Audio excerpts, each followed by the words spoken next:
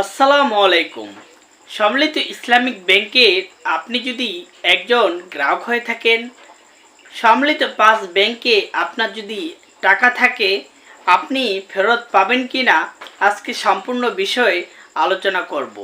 আপনারা হয়তো অনেকেই জানেন যে বাংলাদেশ অর্থমন্ত্রী বলেছেন যে হেয়ার কাট বাতিল করা হবে এবং গ্রাহকদের টাকা গ্রাহকদেরকে ফেরত দেওয়া হবে। এইখানে আমাদের অনেকের কিন্তু মনে সন্দেহ আছে এবং অনেকেই জানতে চায় যে আসলে কবে থেকে হেয়ার কাট বাতিল করা হবে এবং সুদ আসলে যেই হারে দেওয়ার কথা ছিল সেই হারে দেওয়া হবে কি না এবং কতদিন পর এই ব্যাংকগুলো থেকে মানুষ প্রয়োজন মতো টাকা তুলতে পারবে এবং লেনদেন স্বাভাবিক হবে।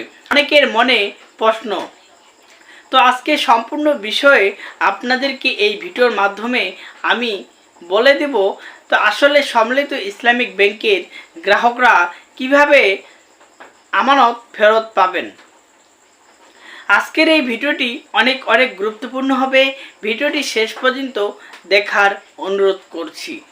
প্রথমত, সম্মিলিত ইসলামিক ব্যাংকের আপনি যদি একজন গ্রাহক হয়ে থাকেন, আপনার যদি একটা এফডিআর থাকে, আপনি যদি এই এফডিআরটি ভাঙাতে চান, আপনাকে এখনও 1 থেকে 1.5 বছর অপেক্ষা করতে হবে।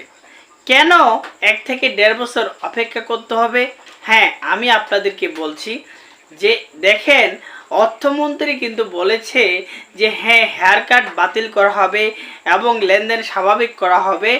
তারপরও বলেছেন যে দিন দিন কিন্তু এই ব্যাংকগুলো পিছিয়ে যাচ্ছে এবং ধ্বংসের দিকে যাচ্ছে, কারণ এই ব্যাংকগুলোতে নতুন করে কোনো ডিপোজিট আসতেছে না। এজন্য কিন্তু অর্থমন্ত্রী বলেছে যে আমানতকারীদের টাকা ফেরত পেতে কিছুটা বিলম্ব হবে। অর্থাৎ আপনি যদি সম্মিলিত ইসলামিক ব্যাংকে টাকা রাখেন, আপনার যদি এফডিআর থাকে, আপনার যদি সেভিংস অ্যাকাউন্ট থাকে, তারপরও কিন্তু আপনাকে 6 মাস থেকে 1 বছর অপেক্ষা করতে হবে।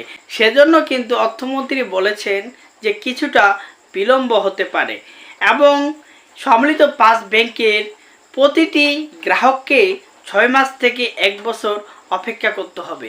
নতুন বিনিয়োগকারী যদি না আসে তাহলে আমানতকারীদের টাকা ফেরত দেওয়া সম্ভব হবে না, এমনটি জানিয়েছেন বাংলাদেশ ব্যাংকের অর্থমন্ত্রী। অর্থাৎ এই 5টি ব্যাংক যদি টাকা প্রফিট করতে পারে এবং নতুন বিনিয়োগ আনতে পারে, তাহলে আশা করা যায় আমানতকারীরা খুব দ্রুত টাকা ফেরত পাবেন। ভিডিওটি শেয়ার করে সবাইকে দেখার সুযোগ করে দিবেন। ধন্যবাদ।